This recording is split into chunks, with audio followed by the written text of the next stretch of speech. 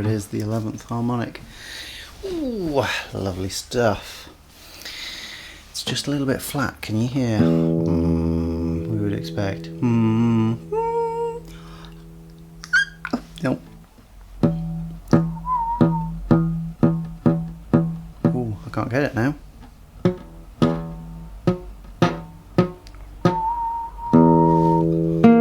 But it's not there, it's just underneath.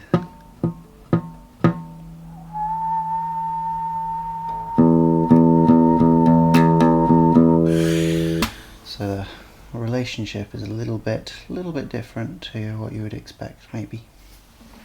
Anyway, welcome, hello, hi, how are ya? Another Tuesday, sorry, my mic is quite close today. I will be speaking more quietly, but it will be more present. And yeah, well, it's a Tuesday, so we're gonna have some Cobuzz Slash. No, we're not going to be having a look at Slash. I thought I'd loaded it up, and it seems like that was not the case. Anyway, let's change back to speakers. Ooh, that's a new thing. I know what that is. Jolly good. So what am I going to have a look at today, you might ask? Well, there are a few interesting albums out, especially, I would say, the Panopticon one. I recently re-listened to Panopticon's first main album. Might not be actually their first, but Kentucky, and it's really good. Definitely need to listen to it more. But today we are not going to be having a look at that. We're going to be having a look at Marissa Nadler's new album, New Radiations. Now, Marissa Nadler is quite a sort of unique figure, making not exactly a unique kind of music. It's sort of like a more artistic version of that slow core that you would get in like adverts for emotional things, where it's like, you can go your own way, go your own way. That kind of absolutely god-awful garbage. But Marissa Nadler sort of related to that in aesthetic, but with original songs and overall much less dull songs. I think Strangers I haven't listened to, but I believe this is what it says 7th album there. That's interesting. 7th, and it was in 2016. I think that's what broke Marissa Nadler into a larger scene. And For My Crimes was when I heard her first, and that's a really cool album with a great artwork. I really love this artwork. Yeah, it's like mountains and sea and sky, but maybe not. Anyway, after that, we had Instead of Dreaming and The Path of the Clouds the same year. It's been a while since those. There's also, I remember, Drone Flower and a few EPs. Drone Flower was, I think, a collection of covers. Interestingly, it doesn't seem to be on here. Maybe it's just in a different section. Let's go bop. There was that cover thing as well. I can't remember what that was. But there's been quite a lot since For My Crimes. It's all kind of in the same kind of area. No, it doesn't seem to be on her Drone Flower, but I remember on Drone Flower there was a version of Estranged by Guns N' Roses that was quite unexpectedly enjoyable. And I guess that one is sort of going closer to the horrible advert music, but still with sort of artistry and level of decency that I would say eludes those doing the other ones. So what to expect on this new one? I imagine some more of the same. Let's jump in. It hits harder.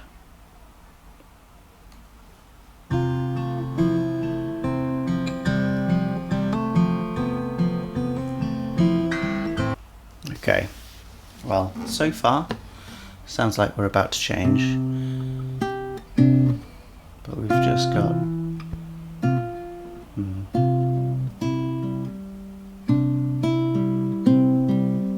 this kind of finger-picked guitar sound with this bum bum bass, 1-5 1-5, while there's a melody that goes over the top,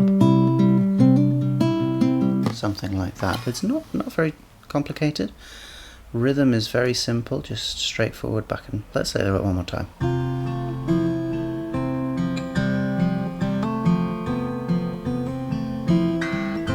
It starts slightly different rhythm at the beginning. Ah, no, it's just a different chord. Ah, and yeah, there's more than one note. It's like that. Anyway, I'm not just working out guitar parts for this. Then we go to more of a C.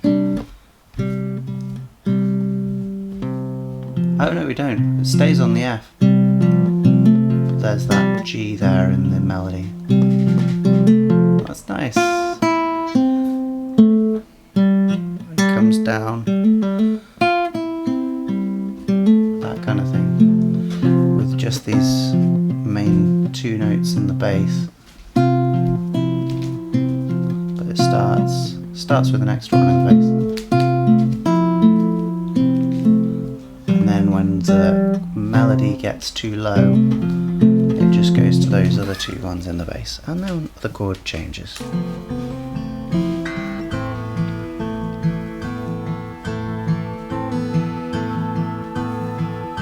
Yeah, so it goes to more of an A minor.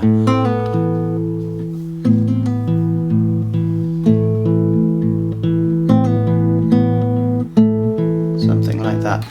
The tempo is a little bit changeable. Sounds like this wasn't recorded to a click track. If we try and tap the tempo, 1, 2, 3, 4, 1, 2, 3, 4, 1, 2, 3, 4, 1, 2, 3, 4.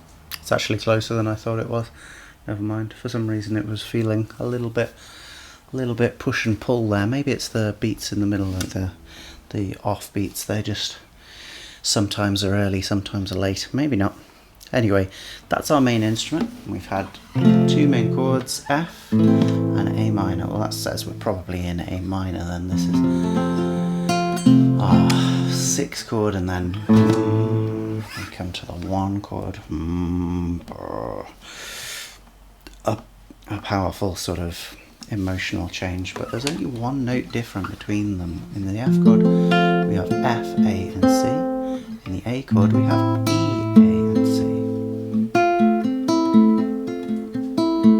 So there's a lot of similarity between those two chords, but nonetheless they sound very, very different in feel, just with some hard to express similarities there. So our guitar has been joined by a kind of bright, kind of airy synthesizer. Just a little chord there, and that's very much in the sort of background area, whereas the guitar is really forwards, quite dry in the mix too.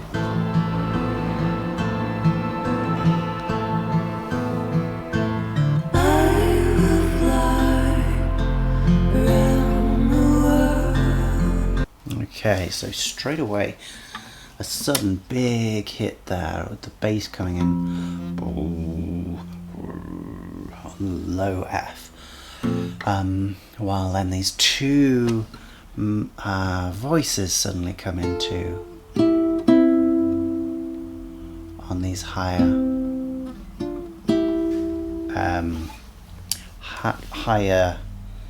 melodies, but one of them's a melody, one of them's a harmony. Which one's which? Hard to tell, but they're both working in thirds together, which you know by now, a very common way of doing harmony. Straightforward, overall pretty basic, but they sort of fit a little bit with the chord, but not fully. Let's hear it again. So from here, sudden hit.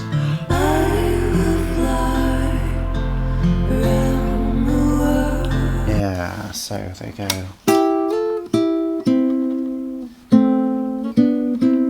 Basically. So that's all over that F chord. Now the first two notes they come in on don't fit that chord. We've got the G and the E with the F, and we know F has F, A and C in. That's the added 7th and the added 9th. But then both of those go up. The E goes to F and the G goes to A. So it goes into the chord, but then it comes back down again. Then we've got the C on the lower voice, that's in the chord, and then the E is adding that major 7 to the chord. But then Around the World is much more comfortable to begin with, especially. We've got the A and the C.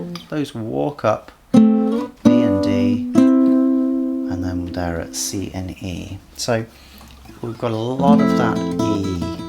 Almost all the time that's an added note to this chord. It's even in the guitar melody as well. In that, there it is. So it's very, very connected overall. We're never much hearing that F just by itself. We've got the F major 7 as our sort of root, and that means we're even closer to the A minor chord. The only difference is that F, which suddenly disappears when we get to the A minor chord, as we're about to. There it is. So suddenly it feels a little bit more straightforward. We do still get an added note in the guitar there. We get that B, which is extra, A minor 9 or A sus2 chord, and we get a big distorted guitar there in the background too as well, didn't we? So there's a lot of sort of spatial playing already, even though we've got quite sparse instrumentation. The places where these things are happening is, there's a lot of variation to it. It's not just a wall of sound. Back to our F chord.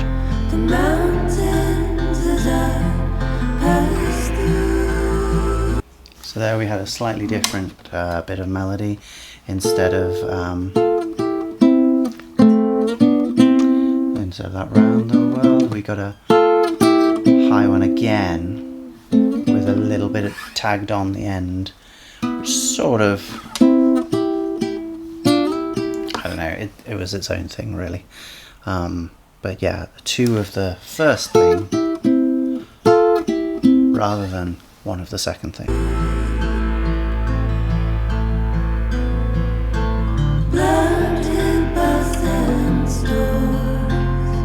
So there we had a continuation of that first thing.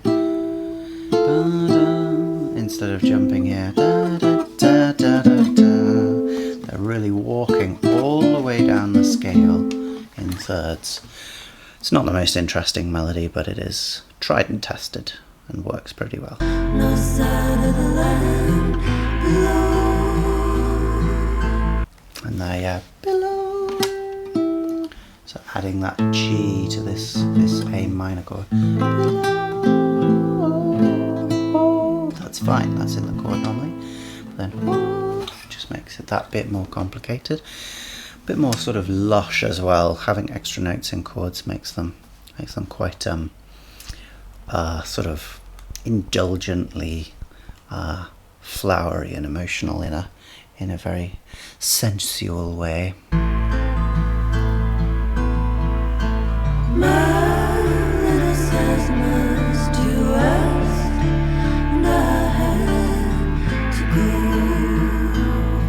Okay, so we had a different chord there for a moment. Instead of the F, we actually had a D minor. Now, D minor is very close to F as well. In F we have F, A and C. In D minor we have F, A and D. So the C changes to D. But they're very close, but the D is not so close to A minor. It only shares the A. So that's quite a big change. If one that's very, very common. What else to say? It's a subtle change then. Instead of the F, which maybe feels a little more warm and solid, the D feels a little colder. Even though we've got mostly the same stuff going on, the melody is very similar. We had a lot of those scales. Let's listen to it one more time just so we can hear the difference. There's our A minor. There's the D minor.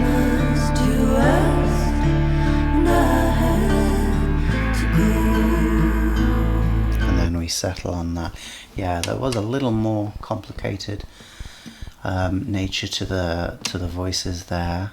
One went down while the other da, da.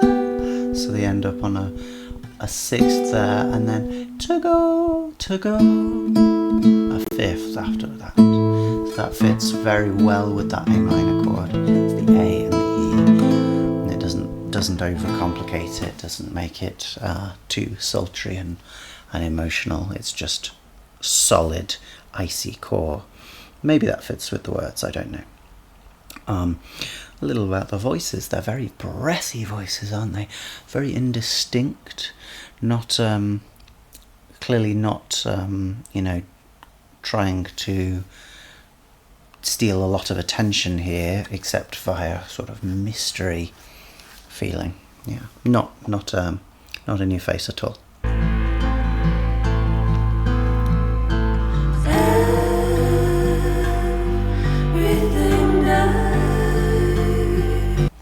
An unexpected chord, but one that could come up.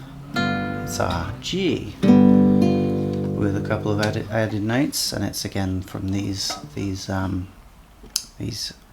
voices in thirds, except they're not in thirds here. One's here, adding the seventh to the chord, the F. Quite a big change as well, but we'll go with that in a moment. And then the other. So they're making a tritone relationship there. And what unsettled me to begin with was that there was quite a big slide into it. Let's hear that again. Here it comes.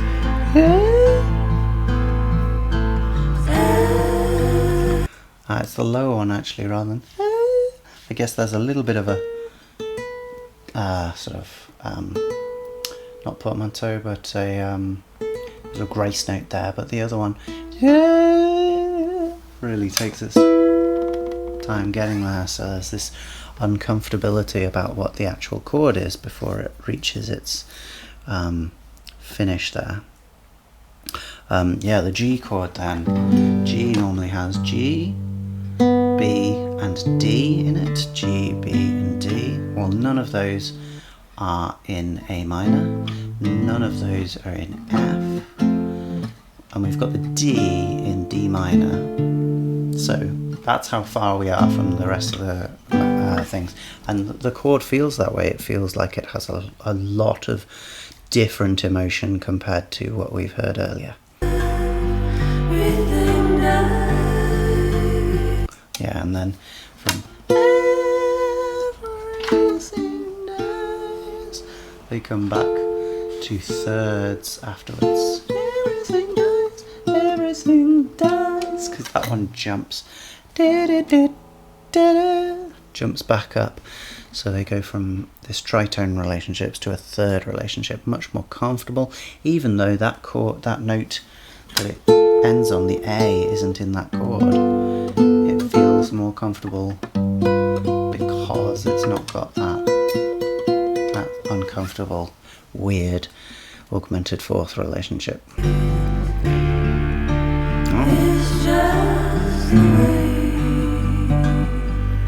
Okay, so there we went to D, and for the first time the harmonic rhythm has changed. So we've been pretty solidly on about 1, 2, 3, 4, 1, 2, 3, 4, 1, 2, 3, 4, 1, 2, 3. So 8 beats each chord change. 3, 4, now 5, 6, 7, 8.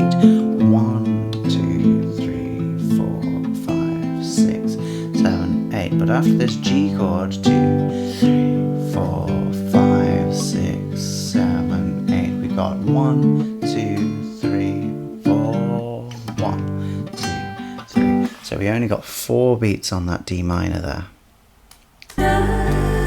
Here's the G, D minor, back to the G.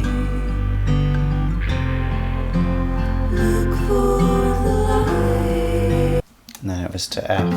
Anyway, the particular chord sequence at this point is getting more detailed. It's specific details I don't think are of much interest, I would say, but the feeling you get from having more movement like that, coupled with the melody just being more present, having fewer gaps between phrases, is an increased tension or an increased liveliness.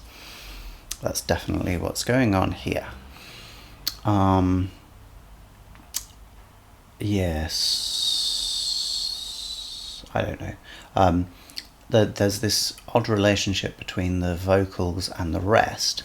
I think the ensemble feels very deliberately crafted and put in a very specific, exact way, whereas the vocals feel a little bit untied, a little bit disconnected from that very rigid framework, like they're floating over the top and just a little bit out of step, out of kilter with the rest, flowing over the top, kind of like a couple of ghosts.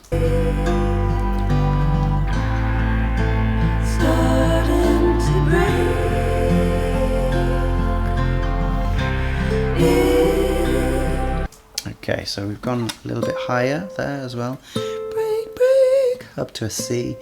And then on that next chord, after saying that the harmony didn't particularly matter, we get this new chord and we really feel it. C breaks through. And we get this chord in 3 different voices going up,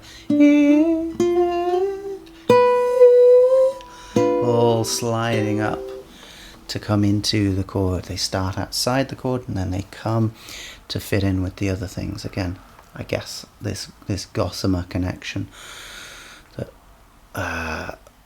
keeps them tied close but not close enough to be rigid. Yeah, so that feeling of that chord, very well waited for. I guess, you know, this is 2 minutes into the song and we're finally getting the resolution kind of thing, or the happy resolution. If our A minor is where we've been most of the time, this C major is a relative major and it really feels like a resolution when we get there. Nice. It's harder. Did something weird happen there? Let's go back a bit. Here comes the C. There it is. It's harder. There's definitely something weird in the guitar there. It's like something like that. And then we go to a B flat chord, and that's actually out of key. We wouldn't expect that. We've had B in the G chord, and we actually had a little bit of passing B chord too, but here we've got a B flat, so we're actually changing the mode, and that's a bit rich really. After we've had this final resolution with the C, suddenly we are wrenched away from that and wrenched into a new world entirely, something different to what we were in previously. It feels like a real sort of sag of the happy mood, not like a complete circumvention of it, but just a sag. Here comes C.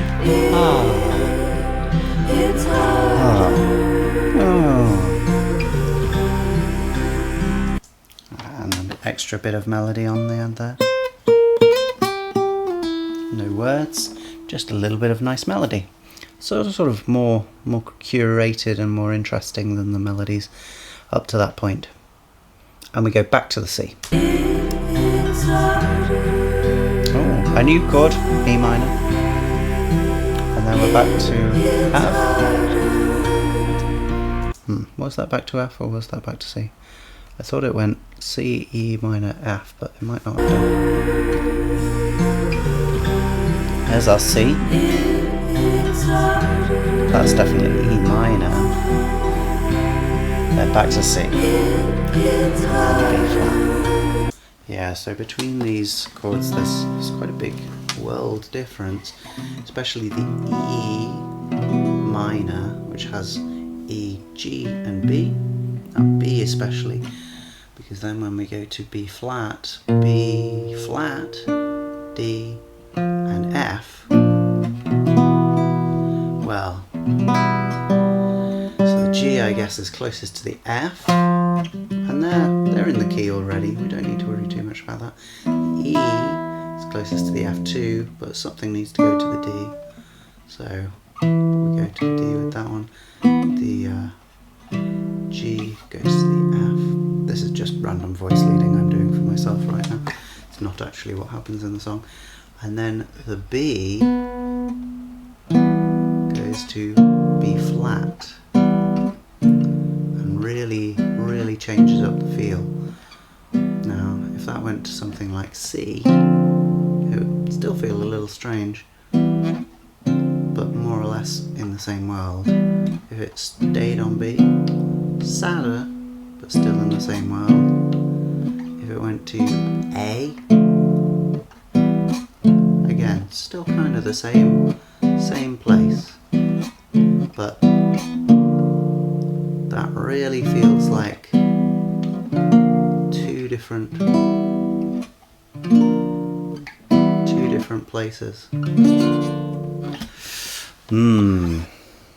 Fun stuff.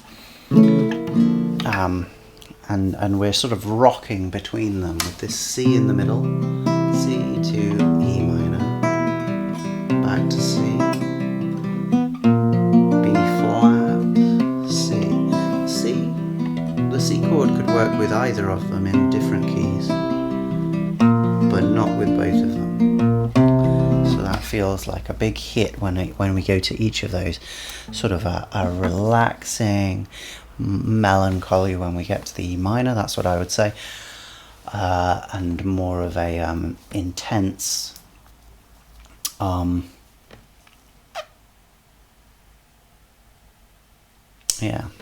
intense brightness, or sort of, no, not brightness really, intense dullness in intense dullness when we get to the B flat, something like that. There's that E minor again. Oh. Was it the E minor? Sorry. Let's hear that again. There's the B flat. No, it was D minor. Going to G major like we've done before. A little bit longer on this one. Okay, so after nearly 2.5 minutes, it feels like we've finally got back to our verse section. So, I mean, well, probably from this C, this is our chorus section, this it's harder, that That's what that feels like. It's got more repetition, it's got the words from the title in it, whereas we had a big flowing verse and pre-chorus before that. Definitely two different sections anyway. The first one based on F to A minor, and then we had a bit of G with D minor and a few different things, but then we eventually made it back to C for the chorus. Two main sections before the chorus. Are we now just straight back into that first section again?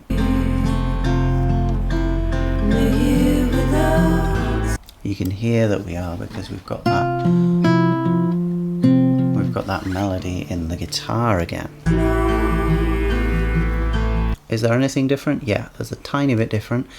In the background we've got this kind of sort of sitar-like nasal resonance.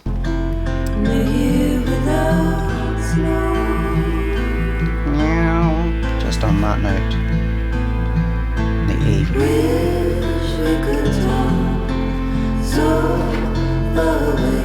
And in the right headphone we've now got a violin, probably just bringing out an A. And that's interesting that that's there, because the higher voice has gone higher than normal in this verse as well. It's up there now. This one's still down here. They're actually in parallel fifth switches. Don't tell your composition teachers, kids. But it sounds quite nice, doesn't it? And then it goes up to the B on that A minor chord, so we get a controlled, deliberate dissonance there between the B and the C. It's nice. To be fair, we don't get that much C in that chord, because the only C is in there in the guitar, and it goes immediately to the other thing, the B.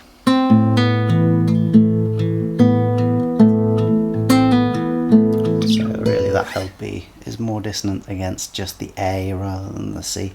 Not quite as intense as it would be if the C was there more regularly.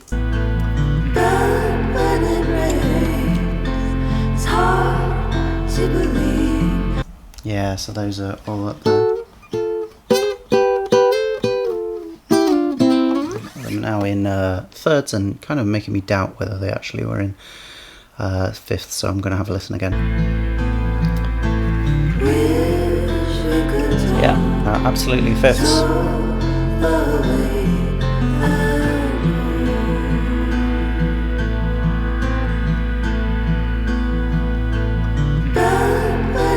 But then thirds. It's hard to believe you're right. It's interesting, these extra things now, because they're just holding drone notes, just making this atmosphere long and malodorous to some degree. It feels a little bit scary. There's our D minor, so this is our second section, pre-chorus.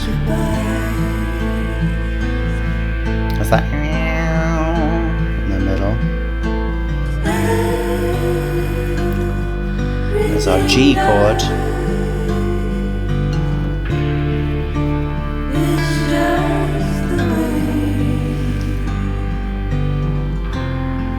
There's our F, and that brought us to the G, and then back to the C. Oh, not this time. Maybe it was next time.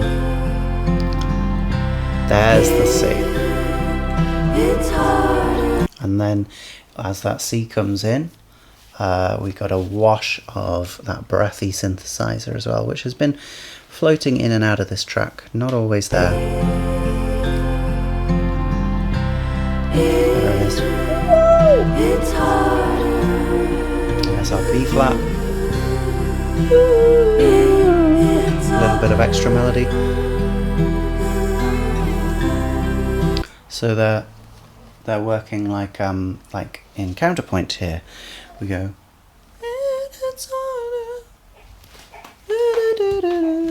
then we have that extra one, and then we get the next one.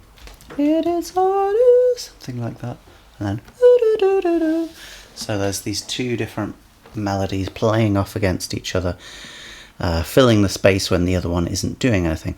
But there's also whatever's going on in the right headphone, which actually sounds less like a violin now and more like an electric guitar.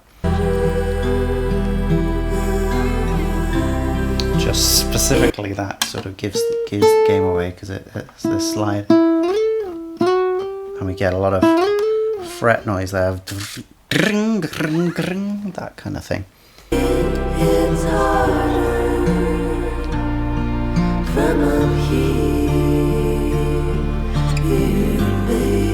Okay, so where do we go after this second chorus?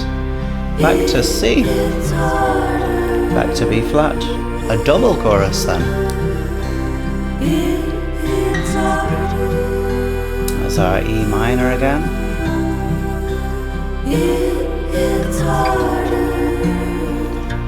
I guess I didn't say as well, but we go from between the C and the B flat, so we get 3 voices, whereas between the C and the E flat it changes to 1 vocal line instead.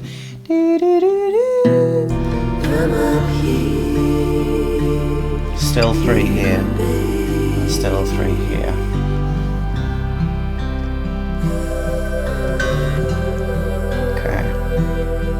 So now we've got this ending section, which seems similar to our chorus, but we've got different melodies. Still kind of in thirds. Let's hear it again.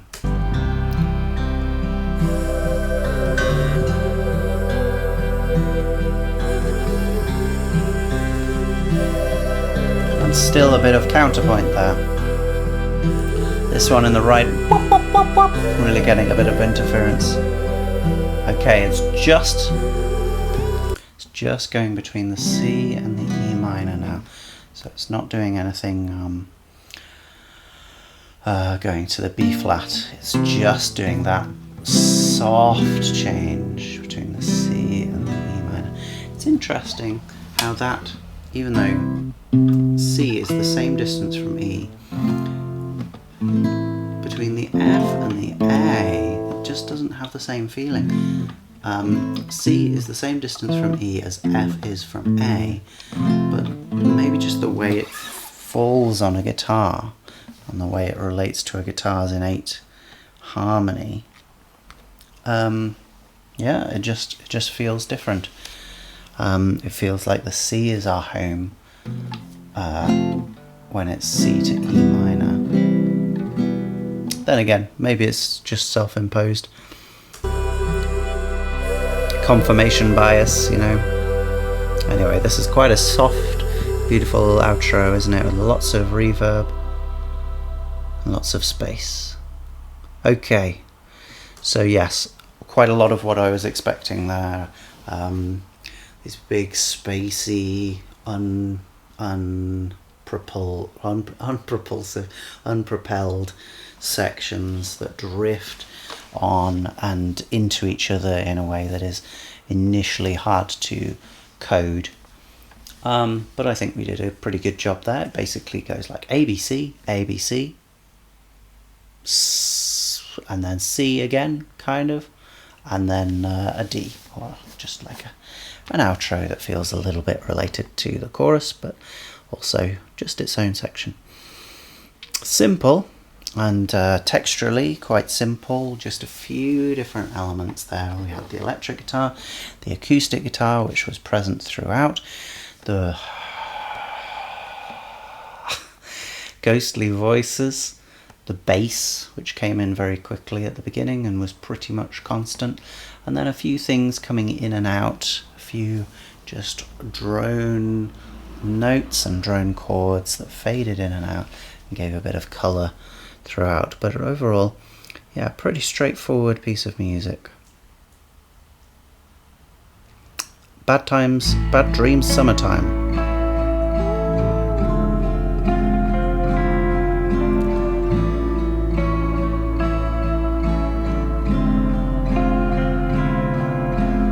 Okay, interesting chord sequence here. A little bit darker than what we had on the previous one.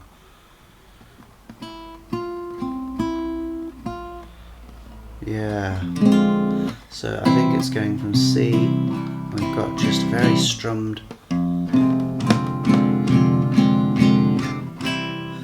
think there's an extra note in there, yeah.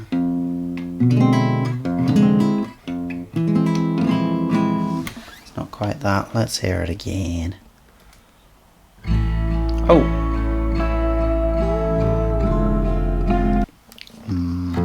So that is the second chord. Yeah, okay, so the first chord is basically this A major 7, and then the second chord is this F minor 6. Ooh, big chords. And then we go straight back. Yeah, we've got a few things. There's one, yeah, acoustic guitar, very close but very softly strummed, so you get a whole lot of noise on it. So it's not plucked, and it's not a hard plectrum strum. It's very soft, you know, fleshy side of your thumb strum across the strings. Ooh, sensuous. And yeah, those chords, they don't exist in any key together. They're very far away from each other. They are a tertiary shift. Yeah, the C sharp in this A chord falls to a C. The E rises to an F. The A falls to an A flat. But actually, because we were playing this as with a G sharp, which is an enharmonic equivalent, it doesn't actually do that. It stays on the same pitch. Well, the A doesn't. The A disappears.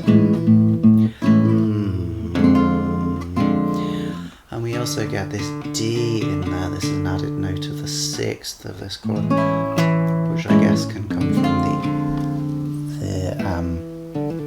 oh, well, no, maybe the C sharp.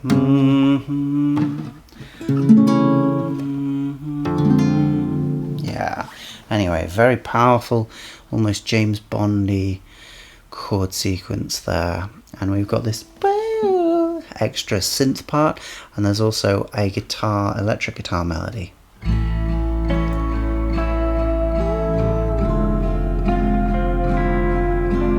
Simple enough.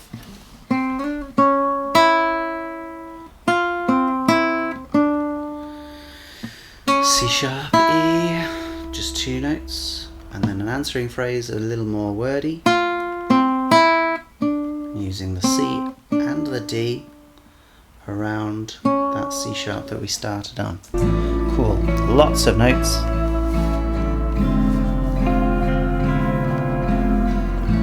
Wow, there is that note in a little bit in there. B as well. Ooh.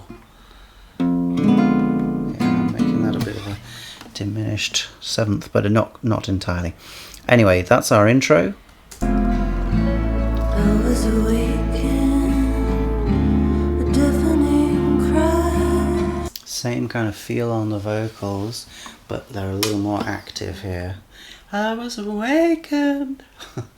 Oh wow.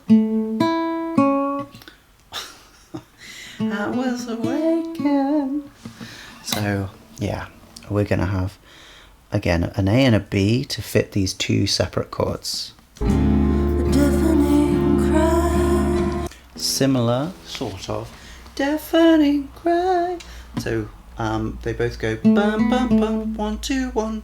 Deafening 1 2 1. But that one then goes up just 1 note, whereas this 1 2 1 bumps up a 5th. So they have a similarity about them, but they're definitely different. We also wait a bit longer for deafening cry. Ground shaking, covered in ice. Yeah, different ones there, but ground shaking, ground shaking. That shake. It's going up to the G sharp, not to the A. Shaking is where it would go for the A. Might feel a little more resolved, but it doesn't do that. Isn't it interesting, the A chord, because we had an A chord and an F chord in the previous song, which were a normal F, straightforward with added seventh to A minor. Isn't it interesting that with the same named chords, A and F, we can experience such a different sound? Here's the F major to the A minor, the F major to the A minor, whereas the A major 7 to the F minor 6. So different, really incomparable in a lot of ways. Bad dreams, summertime, bad dreams in disguise. Okay, more straightforward chords there in that section, but an unexpected C sharp minor now. That's only unexpected because we had been so used to this F minor at this point that when we go to C sharp minor, it feels like, oh yeah, crazy unexpected brightness to it compared to this darkness of this one. Okay, and then we have some straightforward 2, 5, 1, which is less interesting, and I will skirt over. But again, a little bit of counterpoint happening there between different voices. Well, the same voice, but at different times. False recollections. Back to our verse. The intersection. Had a little bit of a hangover there from the synth. We did. So we had.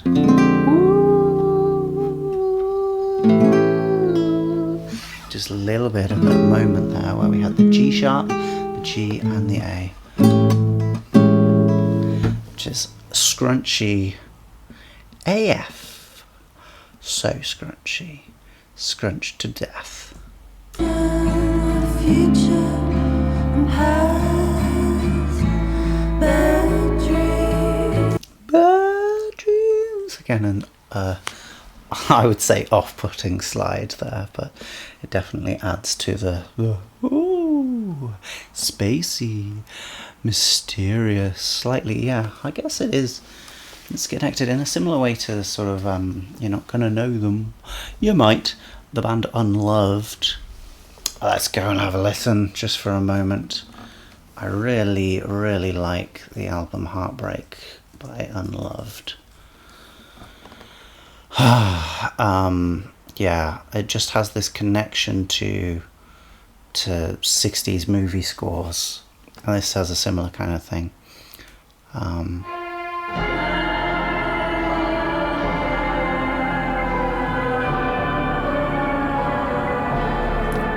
Could you believe it? It's so very close to the same chord sequence.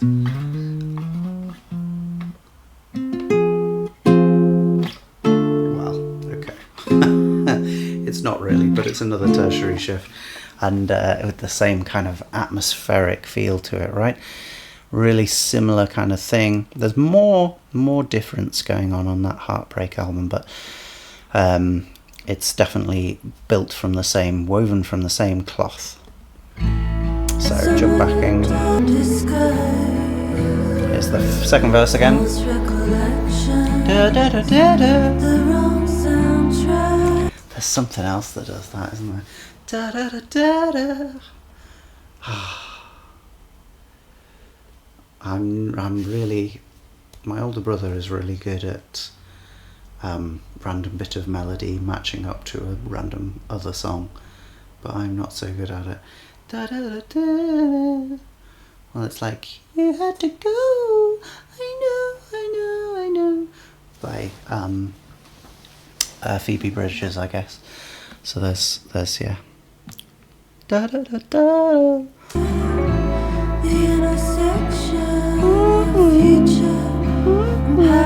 close. It's sort of in the middle. bad dreams, Bad dreams. summer So this is our chorus. bad dreams in disguise.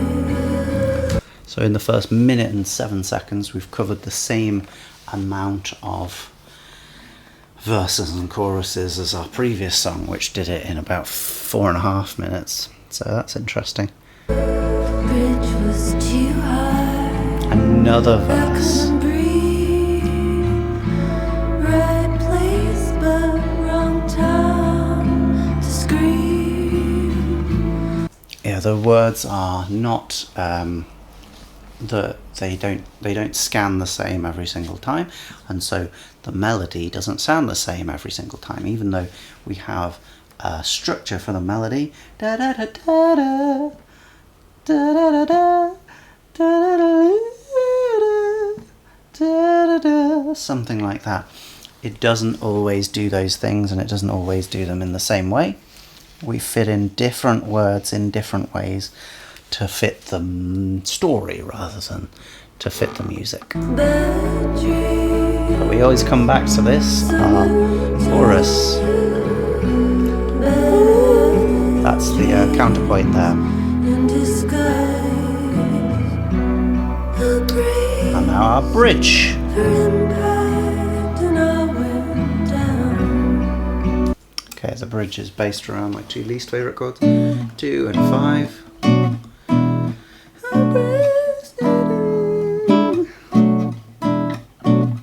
I don't know, don't you expect, know how this is going to end. You're being kept in limbo, but the limbo is very clear. God, if this was what limbo was like, oh my, I would repent straight away. If limbo was just these two chords over and over again, with no end.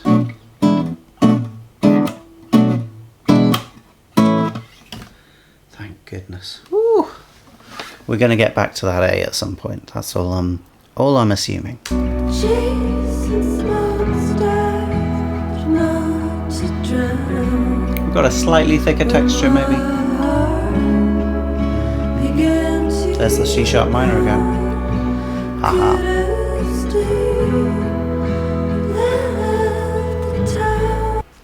So it was almost like we had the chorus there, because we had the C sharp minor, it went to the B minor, and then to the E, the 2, and the 5. The only difference was that we had the B minor first rather than the A minor. So it came as a bit of a surprise, and that was nice. It led us, it gave us, even though we were expecting this thing very strongly, gave us a bit of surprise, and then actually that was all we needed to get out of that section without going to blows.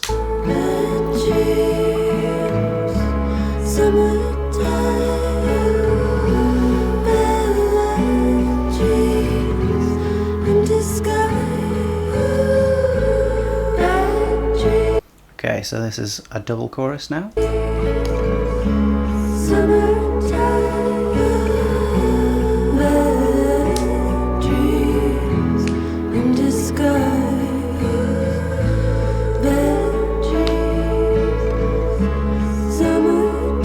Third chorus.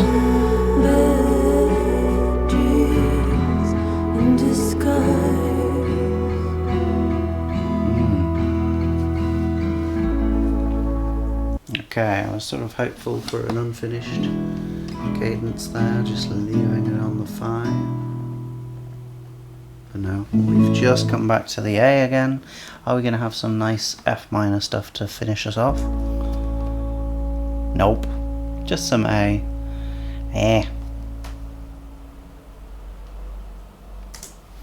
Yeah, not really to my tastes. I'm very fond of the big flashy harmonies. But when they're used indiscriminately with the what should we say, schmaltzy harmonies, that would be good. Then I'm, they lose their luster. We need a appropriate placement for things like that. Admittedly, there might be something in the lyrics that says that we need this big change through the verse, and that explicitly doesn't need to be there in the chorus, but I doubt it. I think it's hard to make that case anyway, and really I would think it more appropriate to have larger sections with bigger differences, whereas each of the sections in this were less than 30 seconds long. Well, mostly. Maybe the bridge was a little bit longer. Yeah, very straightforward song. Yeah, not to my tastes, but then not everything is. Let's keep going. You Called Her Camellia. Oh, Camellia. Camellia. Yeah, so we're in the same kind of area. A again. Now back to some fingerstyle plucking. It feels like a lifetime. So here, maybe we haven't really heard this kind of thing before in this album, but here it feels like we've got two different multi-tracked vocals doing the same melody, so it gives it a little more punch, a little more presence. I'm not always sure it makes sense to do that on a really bare recording, but we'll bear with it for now. Since she left in the rain. So they've kind of split into different voices, maybe just two different voices, and I'm not entirely sure they have. I think it's just that the harmonies only have one voice on them. A little bit of the old counterpoint there again, just bringing us back an extra melody part. Lit up the old highway. Little bit of a fun moment in the harmony in the guitar there, doing this kind of thing. Had that G there before we then go to the E chord, which has a G sharp in it, so we get this ba ba ba chromatic moment, which is nice. Very, very subtle. Not don't mean not deliberate, but not signposted in any kind of way. You know she loved you. Okay, second section of some variety. But it all changed. Yeah, we've got this kind of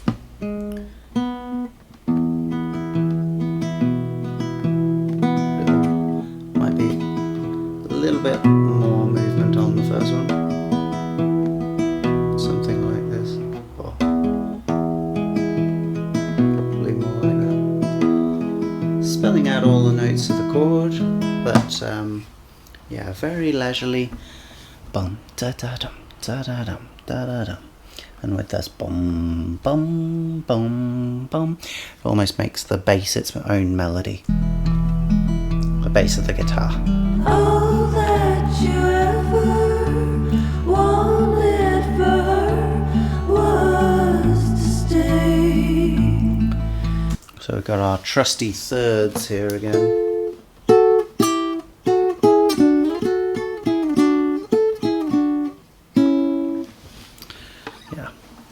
Just to be near her, to hear her for one more day. They're not as dialed in as a lot of harmonies are, no doubt by design. So when we get do-do-do-do, we're not doing this at exactly the same time. It's more like something like that. That's maybe a little too far off, but the point is that the melodies, the parts that are singing, they're not moving in exactly the same time frames, and so this means there's a little bit of a sort of unraveling to them when they're moving notes. which serves this ghostly feeling even more. But yeah, we're really going for an album of a sound, aren't we? This is what a lot of the albums are by Marissa Nadler before this as well, but I would say their sounds generally are a bit darker and maybe, well, depending on which one it is, more textured. Sorry, take it all back. Take it all back. Wow, let's hear that added texture for a moment.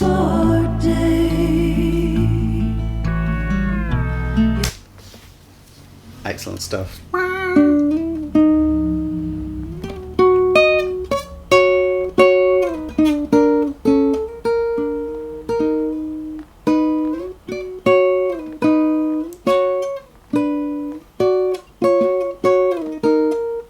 It's not that low, is it? Let's hear it one more time. You called her Camellia. Yeah, nice. So what is that? I mean, probably some kind of synth. It's got a very honky sound, hasn't it? Very brassy noise. And it's colouring this otherwise quite dark harmony with a really bright, smiley, jokey feeling. You called her Camellia. This wasn't the deal.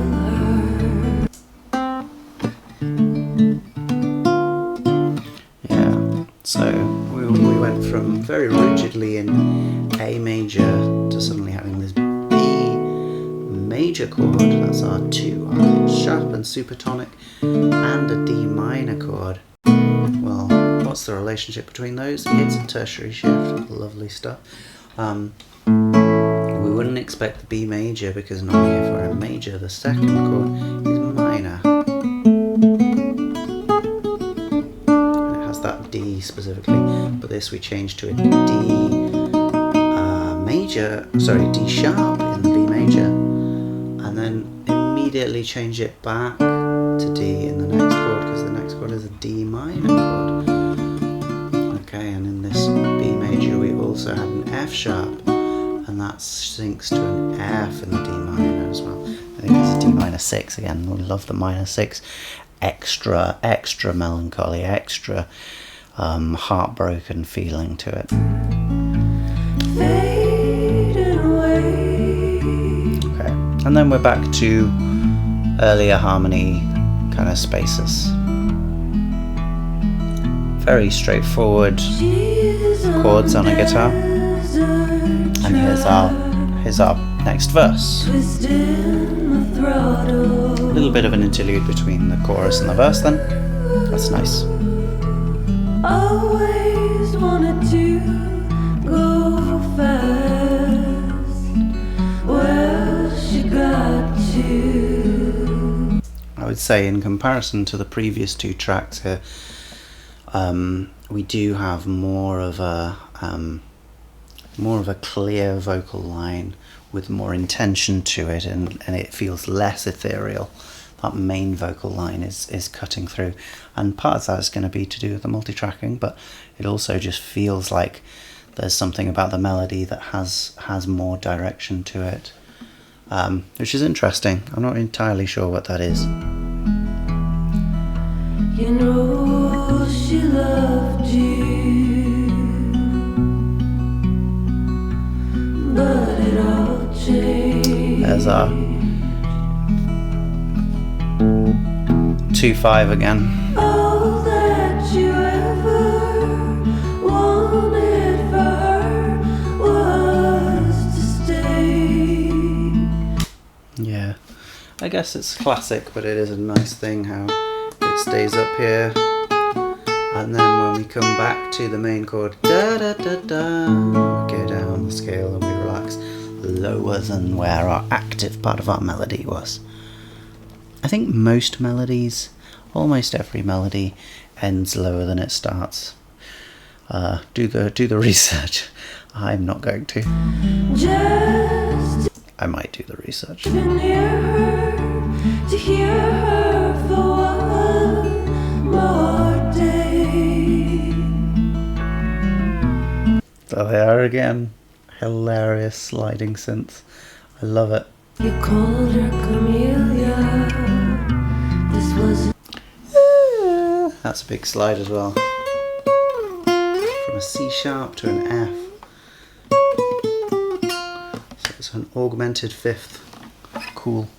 the dealer fading away.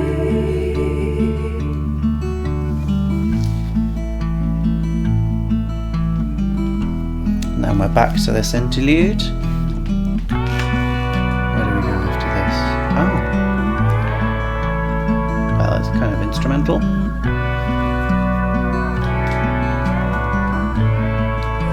So we've got these sliding noises again, but now they feel a bit more like guitars. Maybe because they're less dry. Maybe it's pedal steel, but it's a bit low for a pedal steel. Could well be though. And they're sliding in harmony, kind of doing the same thing that the vocals have been doing most of the time. It's a nice textural change, and having that big reverb on them as well, that makes a big difference to this song, which has not had too much of that except on the vocals.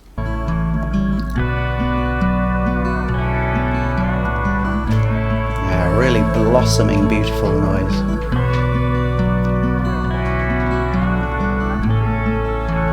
And they're moving sort of in tandem, they're moving at the same time, but they're not always going in the same direction. So we had something going something like that. Well, we had another which was down here. So together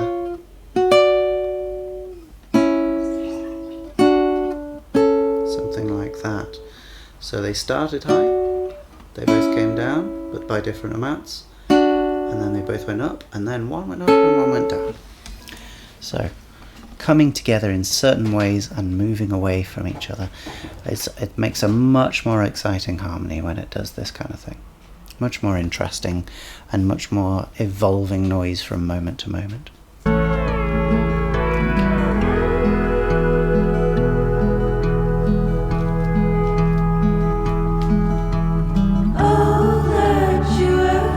Okay, and then this is our pre-chorus? I don't know. Maybe this is just our chorus, but we're back in now with that D chord, and we're gonna get ba-da-da-da. Wanted for her was to stay, just to be near her. I guess an interesting thing about that is that it's staying on the stay chord, not as long. We have the D for a 1, 2, 3, 4, 5, 6, 7, 8. That's not how you count, but it is 8, trust me. And then 1, 2, 3, 4, and then we're back up there.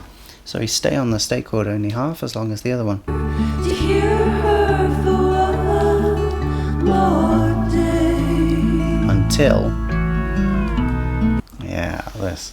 And again, only one set of 4 on the A, and then we get to that B. That B7 really is what that is. Fun chord, and then to the D minor. Called her Camellia. This wasn't the dealer. I don't think that is a rhyme, but again, I don't want to upset people by commenting on words when clearly that's not my specialty, but whatever, I'm moving on. Fading away. And here's our interlude post-chorus.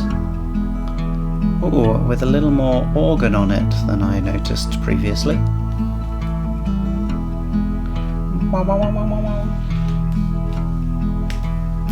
Such a fun watery effect on those organs, those electric organs. Good, and then we just finish a little bit maybe longer on the last E there before we then went to A. Yeah, lots of straightforward, I want to call it almost old-fashioned songwriting really. It feels like it's really connected to last century, if not vastly before that. But sort of, yeah, you could imagine this being music that's done in a very different way by Loretta Lynn, or maybe even Dolly Parton, or other people in the sort of country folk genre whole in the 60s and 70s in America especially. They just they take the essence of these songs and just make them in a vastly different atmosphere.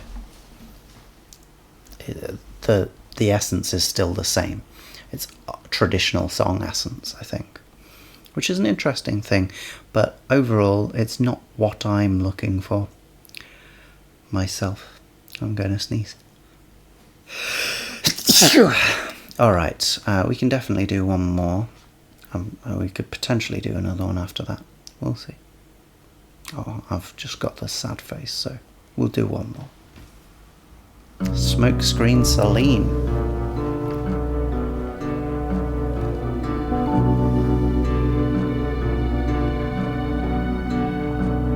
I can never.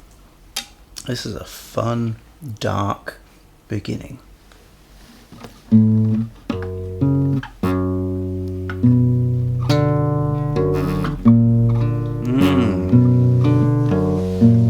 So this is dark.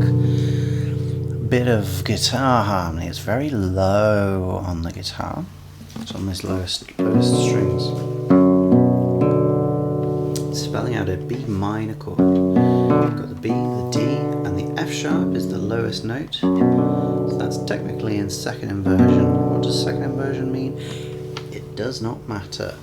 But overall, things in second inversion will have a little bit more of a glowing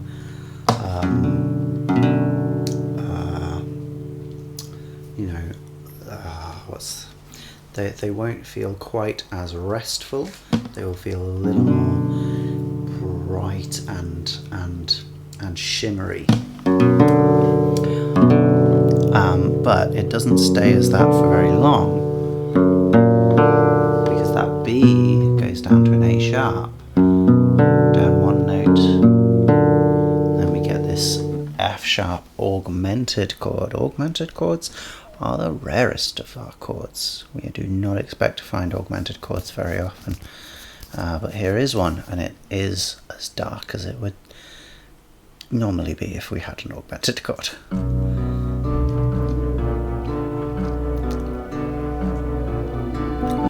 Yeah, and other things in the background, synths making different noises, getting the D there, the F sharp, but overall the B and the A sharp, they're capped to the guitar in that lower octave.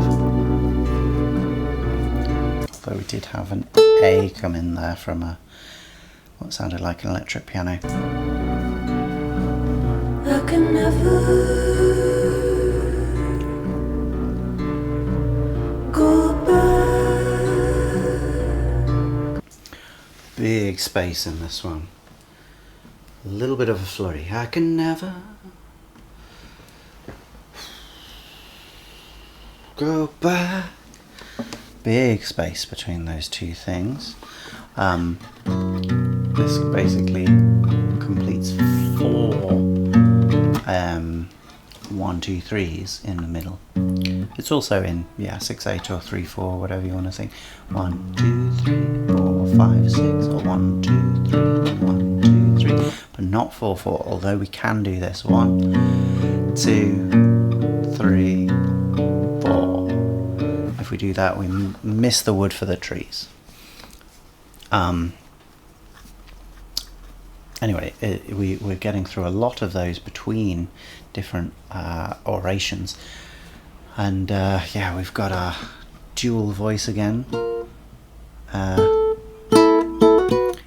So it's like I can never. Then we hold those two, the F sharp, and we hold the B. So this time we get the B there, and the A down here, the A sharp down here. So we do get an active clash between those two ones. Creepy. And we go back to the same notes for go back. 'Cause it's too hard to see. Okay, and then we sort of lose that darkness immediately. Going to that new chord. Very close chord to our initial chord. Just move the F sharp up to G, one higher. And then we get the other two. And this time we don't get that A sharp, which would be truly quite dark. We keep it with that, which is a G major chord, and we get this bright string texture over the top, I think, don't we? Synth strings probably, but and then an E minor. Yeah. Yeah, sort of mixture of fourths and thirds here, and the harmonies, they're a little more complex and a little more inductive. Do I mean that? Seductive, really, is what I mean. Okay, and we're back to that initial dissonance. Okay, brightening.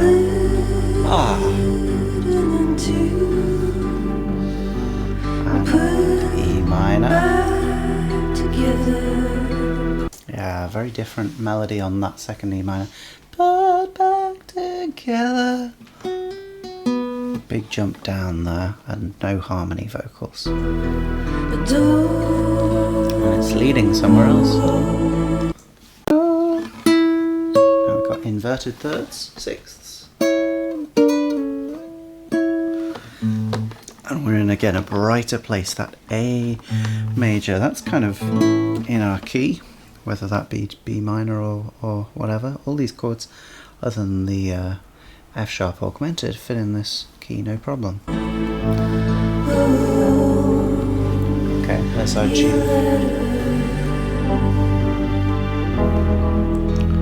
There's a bit of that electric piano again. It's nice having these things, you know, blossoming in and out of the texture, just like we had on that first track. It adds a lot to the feeling of the song continuing, makes it more cinematic.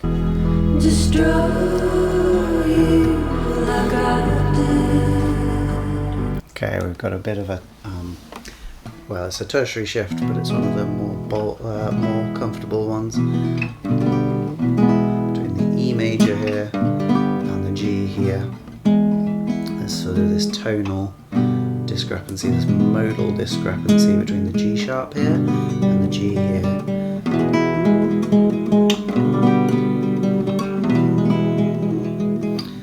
It's fun, and it's relatively simple.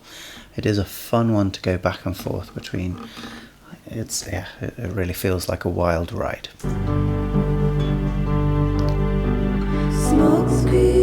Okay, I'm back to our verse.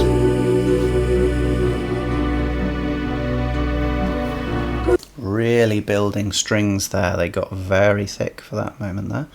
Are they going to continue?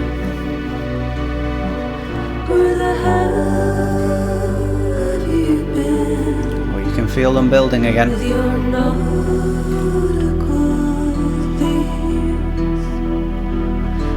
So they were making this kind of thing, or this thing on the G, big wide chord, and then when we went to the E minor, they just went to one note. Interesting textural change, makes that particular section a lot more present and focused in comparison to the sweet and rich other section. Blissful. Again, another verse.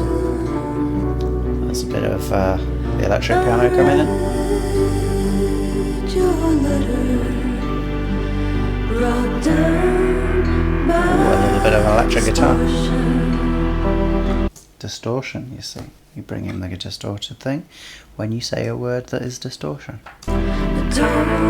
This is called word painting, and it is like the artless person's artistic tool, I would say.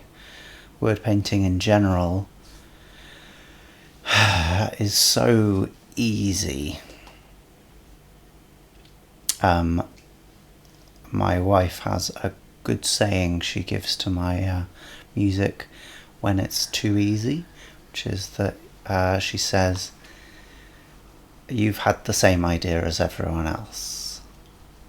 And it's really, really a useful thing to say, because sometimes I think I'm a genius, and actually what I've just thought of is putting butter on toast.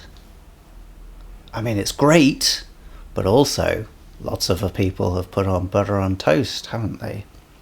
So we have to just like think of something new, or just a more exciting, cut it into a train, and then it's more exciting, right? And it's also got butter on it. That's the much better way of doing things. Okay, she's super useful for that kind of thing. I can't possibly think about these things myself. As you can see, I am a look at the thing, see what the thing is. Is it good? Good, great, lovely. That's all I think. Anyways, word painting is literally always this. It's having the thought that everyone else has. So if you get the relatively unknown Bob Chilcott Requiem has a bit that goes in lots of different voices. To fall, to fall, to fall, to fall, to fall, to fall, to fall, to fall, to fall. And all these different voices are falling down, aren't they?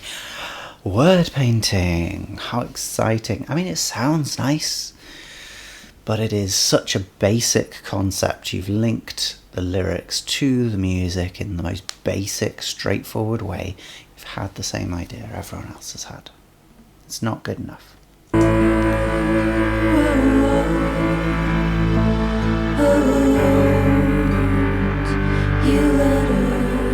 It's a nice added suspension there when we get back. So, oh, well, they're here, aren't they? When we get to this one, but we change chord. It's pretty nice, isn't it? And then they come down to meet the chord, so they stay in that A chord, and then they come back down to the chord. Now, yeah, an appoggiatura or a suspension really there, because they're in the previous chord. It just holds it on that bit longer, and then it comes in. There's the distortion again.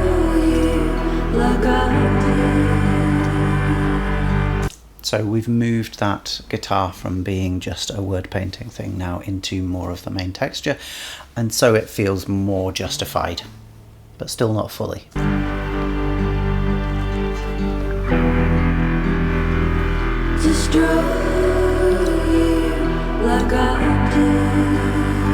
So for some reason that E major or E chord is not always E major. Sometimes it is, and we get that that G sharp there, and sometimes we just get E minor.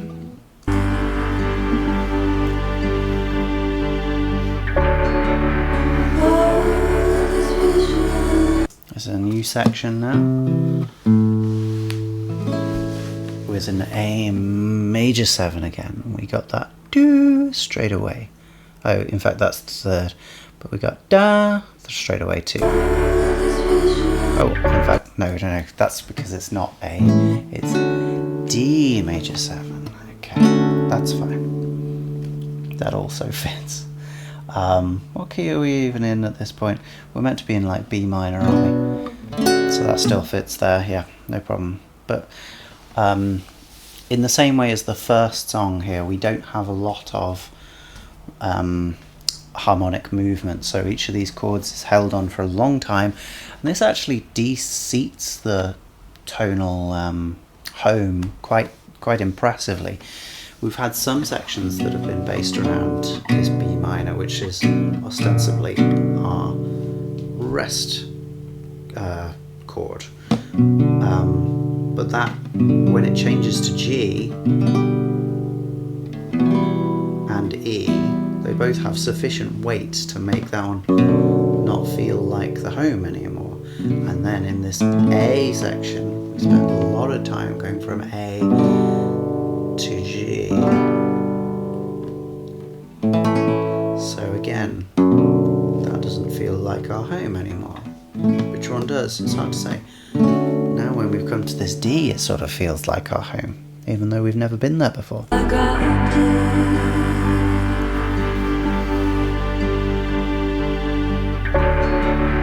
all these visions of my hologram. That's an unexpected chord. That F after this, again, big semitonal changes make these chords quite different sounding. So even though these two actually have a note in common, this A, as many tertiary shifts do, the A stays the same, but the C sharp and the F sharp becomes F and C.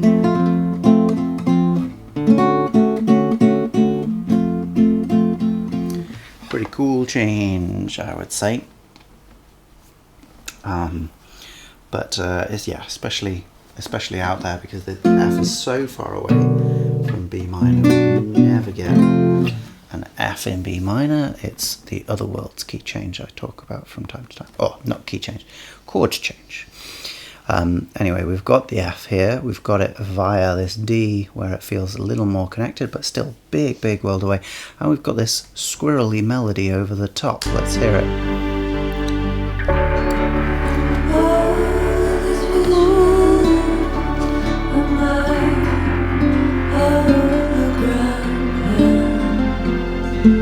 Yeah, so it goes. So we had a bit of C sharp there, and then this chord hits, and we change the mode of the melody. We haven't had to do that in any of the other songs, I think, other than, well, arguably whatever the second one was, Bad Dreams Summertime, because we had those two chords that didn't fit together. But you can just say, oh no, you can't say anything about that. That definitely does exactly what this is doing as well. It's changing the mode and navigating a different set of notes, but still in the same range. And we have clean cut as well between these two things. The melody stops, the chord changes, we come in with the next thing. It's probably the easiest thing to do in general. Well, no, the easiest thing to do would just to be not using this kind of complex harmony. But kudos for doing it, and doing it in exactly the right, albeit slightly straightforward way. Cosmic collisions taking over Yeah, fun bits of also almost like an extra melody there in the distorted guitar. all these visions of my hologram cosmic collisions, but I know where I stand. We've had a lot of the repetition between these two chords now. It really feels like a new normal. I wonder if we're going to go back after this. Sort of don't expect it. Okay. I expect not, because when people go to scatting or ba-da-da-da-das, I think that's the end of the song, isn't it?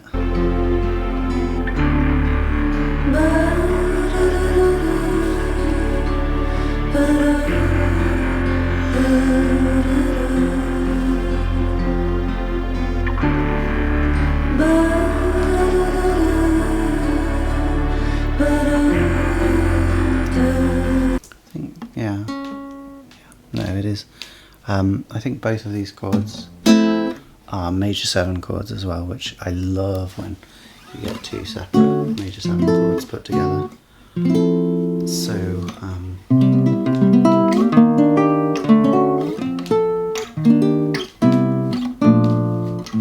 can just navigate complex harmony in a really ear candy way with major 7th chords.